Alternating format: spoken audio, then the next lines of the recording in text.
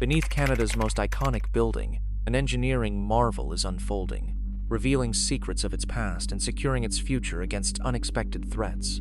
On July 30, 2020, an extraordinary construction project began beneath the Canadian Parliament, the nation's most important building. What started as careful excavation quickly escalated into a series of controlled blasts, transforming the landscape. 3 years later, the result is a gigantic pit, with Canada's equivalent of London's Big Ben majestically overlooking the precipice. This colossal undertaking is vital because the future of a building that has overseen a century of national growth is at stake. And this mammoth excavation is just the beginning. While Toronto, Montreal, and Vancouver often come to mind as Canada's most prominent cities due to their large metropolitan populations, it's crucial not to overlook Ottawa. As the capital since the country's founding in the 1800s, Ottawa holds unique historical significance. Queen Victoria herself selected its location for its strategic position near the border of Ontario and Quebec, where English and French-speaking regions converge. Furthermore, its natural defense, surrounded by dense forests, was seen as a safeguard against potential aggression from the United States. To solidify its newfound federal status, Canada required a dedicated home for its parliament. The chosen site was a commanding hill overlooking the Ottawa River. The design envisioned 3 distinct buildings, or blocks encircling a grand lawn, with the largest, the center block, positioned centrally. This center block was destined to house the House of Commons and Senate chambers, along with offices for members of Parliament, ceremonial areas, and a library. Construction commenced in 1859, including 17 years later. However, its lifespan proved tragically short. In 1916, a devastating fire consumed the building, its true cause still a mystery. Only the Library of Parliament miraculously survived. A new center block was swiftly commissioned, completed in 1927, and this iteration has endured far longer, standing proudly to this day. Like its predecessor, it was constructed in the majestic Gothic Revival style, adorned with intricate gargoyles, grotesques, and friezes. However, it was far from a mere replica. The iconic Peace Tower, built to commemorate those lost in the First World War, soared 70% taller than the original, housing 53 bells and standing just a few meters shy of London's Big Ben. Yet, despite its enduring presence, the building has suffered significant deterioration over the last century.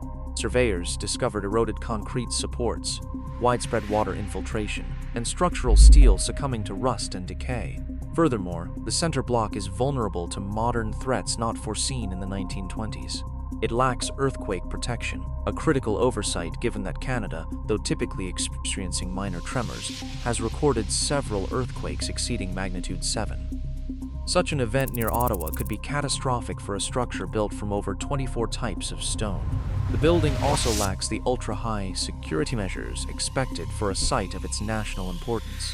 Finally, despite drawing over 3 million visitors to Parliament Hill annually, the visitor experience is limited, and overcrowding is a persistent issue.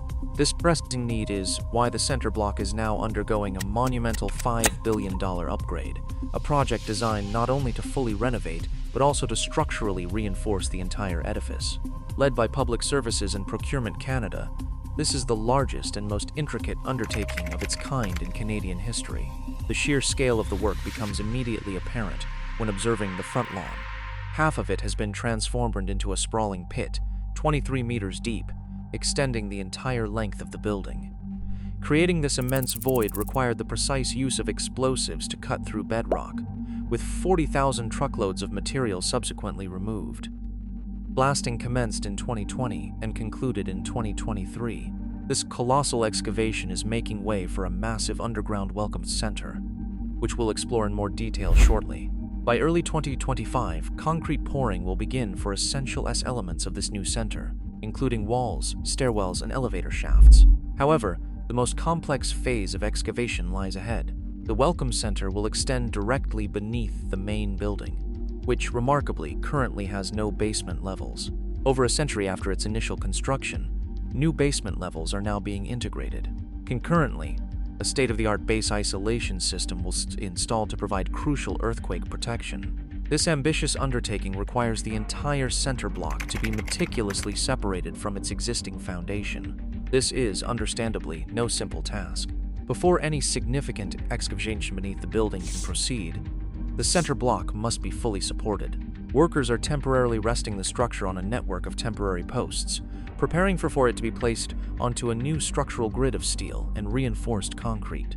Approximately 800 piles are being driven into the ground, then grouped with steel bracing to form robust columns. Excavation will then continue downwards between these columns, after which the new basement levels will begin to rise from the ground up.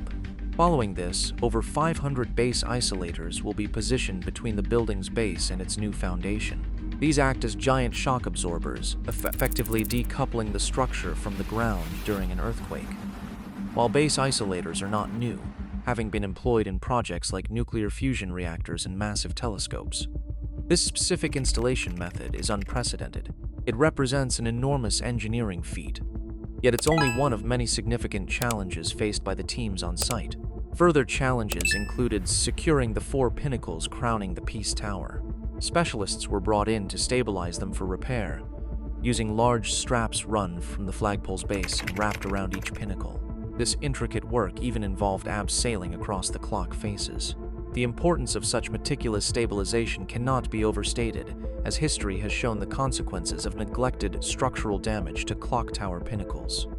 While performing this daring work, these skilled technicians also installed vibration monitors.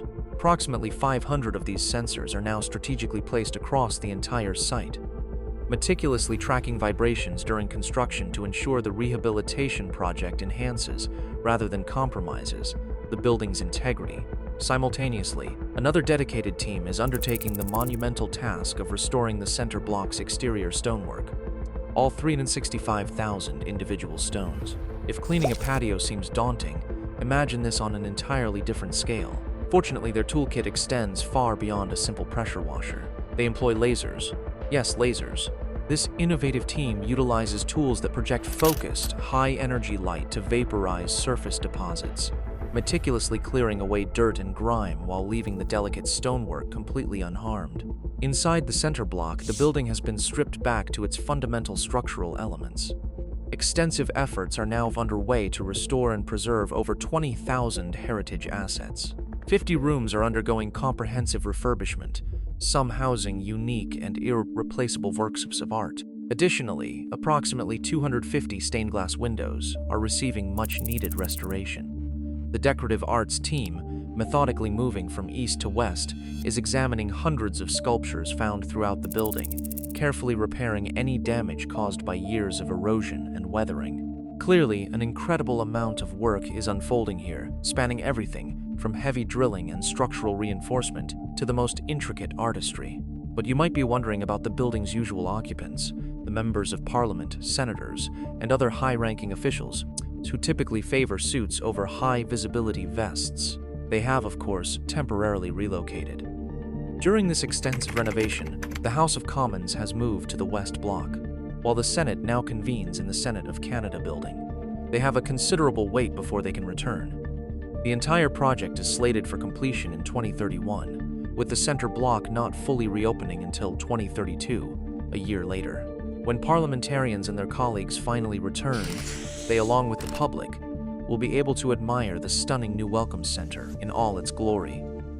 Visitors and parliamentarians will enter through a new raised pathway outside the main building. After passing a secure screening area, they will arrive in the magnificent main hall, where the very foundation of the Peace Tower will be an integral part of the design. Through expansive skylights, the tower's summit will be visible, bathing the new space in natural light. With seamless connections to both the west and east blocks, this center will serve as a secure and accessible new front door to Parliament. The center block itself will be returned to Canadians as a fully restored and modernized national treasure, poised for another century of dedicated service. While the necessity of maintaining historic buildings is clear, it is rare to witness a restoration project of the magnitude currently unfolding in Ottawa. This endeavor transcends simple repairs.